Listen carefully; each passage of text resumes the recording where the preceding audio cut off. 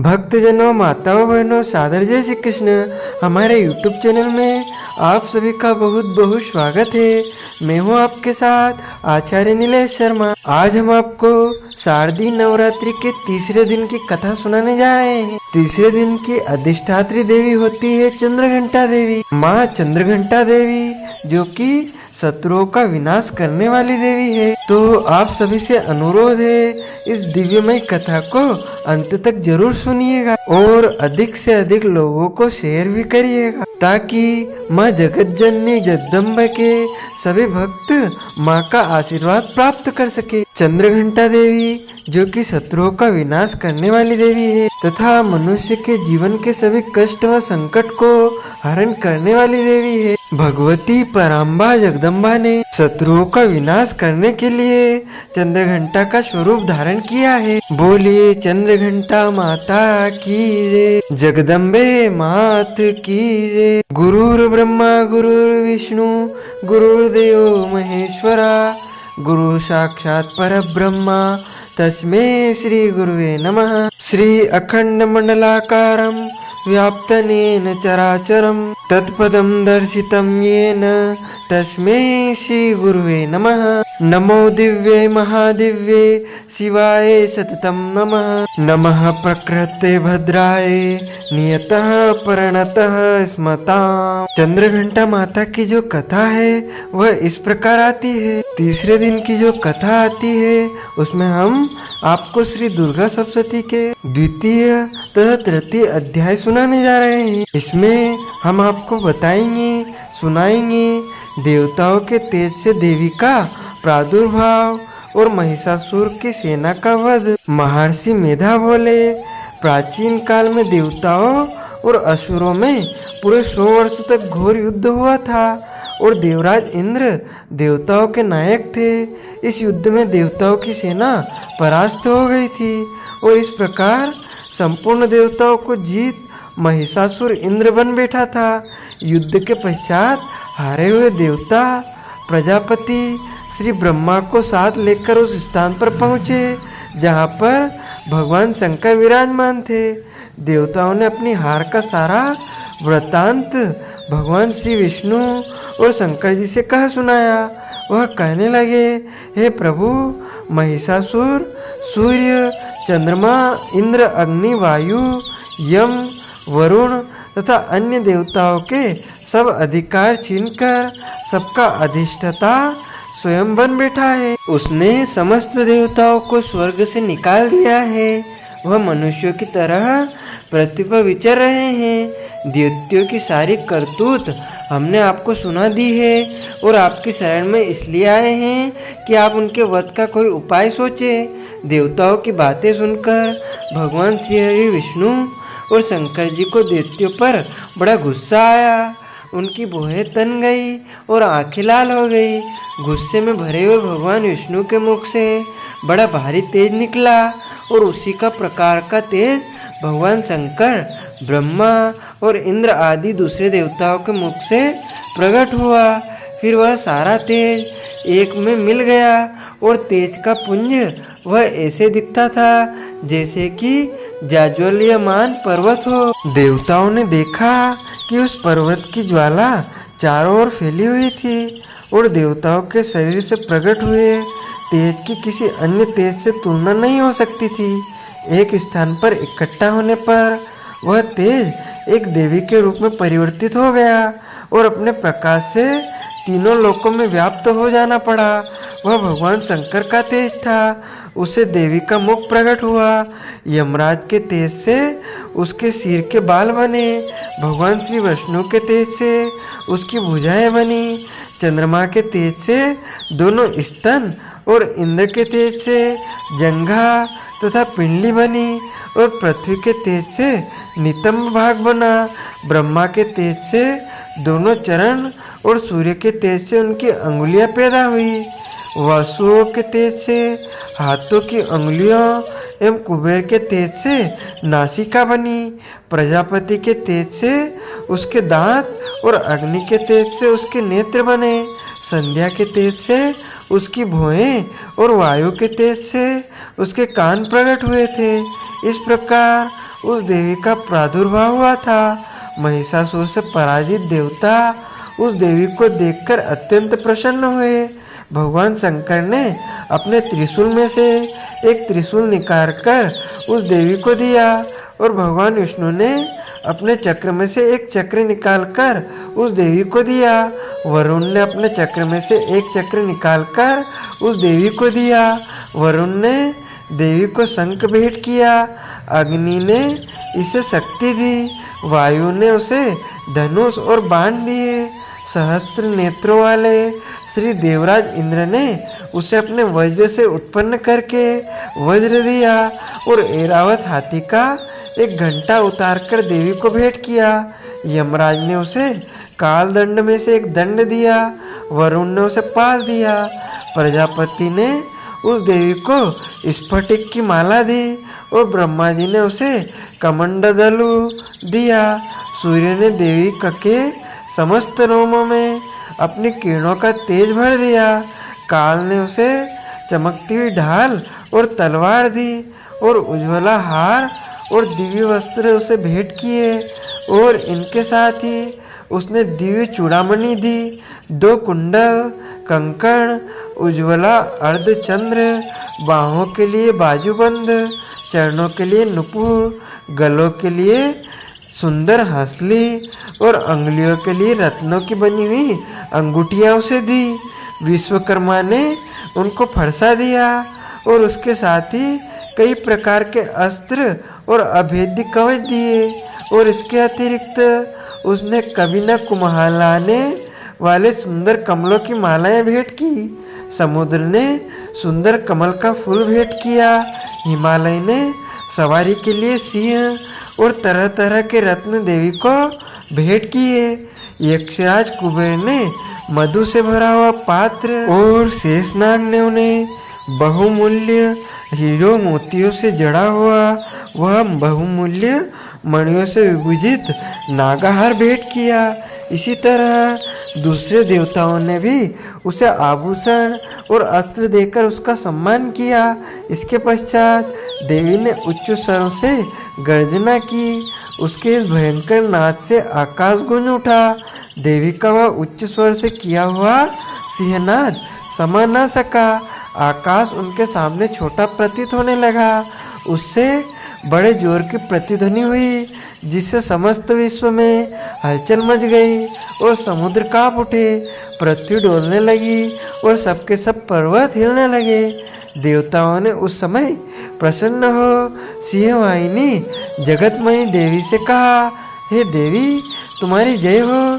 इसके साथ महर्षियों ने भक्ति भाव से विनम्र होकर उनकी स्तुति की।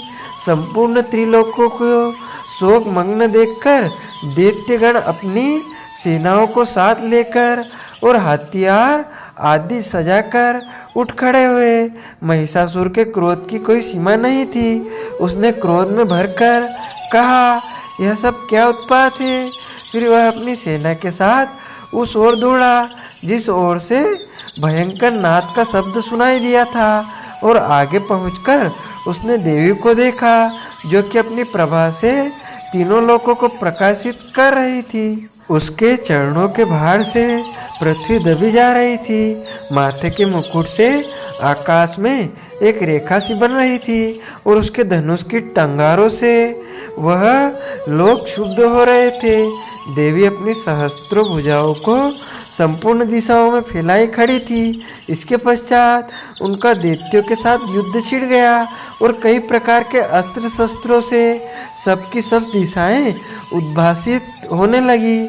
महिषासुर की सेना का सेनापति चिक्षुर नामक एक महान असुर था।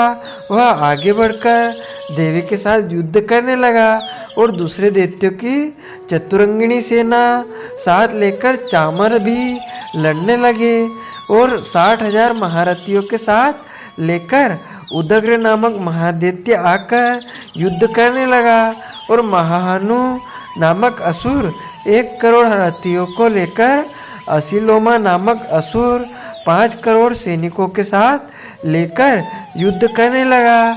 वासकाल नामक असुर 60 लाख असुरों के साथ युद्ध में आ डटा। विडाल नामक असुर 1 करोड़ रथियों सहित लड़ने को तैयार था। इन सबके अतिरिक्त और भी हजारों असुर हाथी और घोड़े के साथ लेकर लड़ने लगे और इन सबके पश्चात महिषासुर करोड़ों रथों, हाथियों और घोड़ों सहित वहां आकर देवी के साथ लड़ने लगा। सभी असुर तोमर, भिंदीपाल, शक्ति, मूसल, खंडग्गो, परसों, पट्टियों के साथ रणभूमि में देवी के साथ युद्ध करने लगे। कई शक्तियां फेंकने लगे और कई अन्य शस्त्र आदि। इसके पश्चात सबके सब दैत्य अपनी अपनी तलवारें हाथों में लेकर देवी की ओर दौड़े और उसे मार डालने का उद्योग करने लगे। मगर देवी ने क्रोध में भरकर खेल ही खेल में उनके सब अस्त्रों शस्त्रों को काट दिया। इसके पश्चात ऋषियों और देवताओं ने देवी की काफी स्तुति आरंभ कर दी और वह प्रसन्न होकर असुरों के शरीर पर अस्त्र शस्त्रों की वर्षा करती रही। देवी का वाहन भी क्रोध में भरकर दैत्य सेना में इस प्रकार विचरने लगा जैसे कि वन में दावानल फैल रहा हो। युद्ध करती हुई देवी ने क्रोध में भर जितने श्वासों को छोड़ा वह तुरंत ही सैकड़ों हजारों गणों के रूप में परिवर्तित हो गए। फरसे, भिंदीपाल, खड़ग तथा पट्टिस इत्यादि अस्त्रों के साथ दैत्यों से युद्ध करने लगे। देवी की शक्ति से बड़े हुए वह गण दैत्यों का नाश करते हुए ढोल, शंख, मृदंग आदि बजा रहे थे। तदंतर देवी ने त्रिशूल, गदा, शक्ति, खड़ग इत्यादि से शस्त्रों असुरों को मार डाला। कितनों को घंटे की भयंकर आवाज से ही यमलोक पहुंचा दिया। कितने ही असुरों को उसने पास में बांधकर पृथ्वी पर धर घसीटा। कितनों को अपनी तलवार में 2 टुकड़े कर दिए और कितनों को गदा की चोट से धरती पर सुला दिया। कई दैत्य मुसल की मार से घायल होकर रक्त वमन करने लगे और कई शूल से छाती फट जाने के कारण पृथ्वी पर लेट गए और कितनों की बाण में से कमर टूट गई। देवताओं को पीड़ा देने वाले दैत्य कट कट कर मरने लगे। कितनों की बाहें अलग हो गई, कितनों की गिरवाएं कट गई, कितनों के सिर कटकर दूर भूमि पर लुढ़क गए, कितनों के शरीर बीच में से कट गए और कितनों की जाएं कट गई और वह पृथ्वी पर गिर पड़े। कितने ही सिरों व पैरों के कटने पर भी भूमि पर से उठ खड़े हुए और शस्त्र हाथ में लेकर देवी से लड़ने लगे और कई दैत्यगण भूमि में बाजों की ध्वनि के साथ नाच रहे थे। कई असुर जिनके सिर कट चुके थे बिना सिर के धड़ से ही हाथ में शस्त्र लिए हुए लड़ रहे थे। दैत्य रह रहकर ठहरो ठहरो कहते हुए देवी को युद्ध के लिए ललकार रहे थे। जहाँ पर यह घोर संग्राम हुआ था वहाँ की भूमि रथ, हाथी, घोड़े और असुरों की लाशों से भर गई थी और असुर सेना के बीच में रक्तपात होने के कारण रुधिर की नदियां बह रही थी और इस तरह देवी ने असुरों की विशाल सेना को क्षण भर में इस तरह से नष्ट कर डाला जैसे तरण काष्ठ के बड़े समूह को अग्नि नष्ट कर डालती है। और देवी का सिंह भी गर्दन के बालों को हिलाता हुआ और बड़ा शब्द करता हुआ असुरों के शरीर को मानो उनके प्राणों को ढूंढ रहा था। वह देवी के गणों ने जब दैत्यों के साथ युद्ध किया तो देवताओं ने प्रसन्न होकर आकाश से उन पर पुष्प वर्षा की। इति श्री मार्कंड पुराणे सवर्णिके मनवंतरे देवी महात्म्ये महिषासुर सैन्य वधो नाम 2 अध्याय संपूर्ण। अब हम आपको श्री दुर्गा सप्तशती के 3 अध्याय की कथा का सुनाने जा रहे हैं। सेनापतियों सहित महिषासुर का वध। महर्षि मेधा ने कहा, महिषासुर की सेना नष्ट होती देखकर उस सेना का सेनापति किक्षुर क्रोध में भर देवी के साथ युद्ध करने के लिए आगे बढ़ा।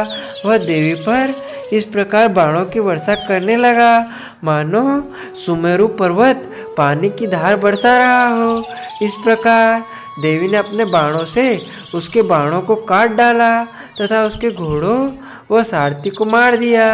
साथ ही उसके धनुष और उसकी अत्यंत ऊंची ध्वजा को भी काटकर नीचे गिरा दिया।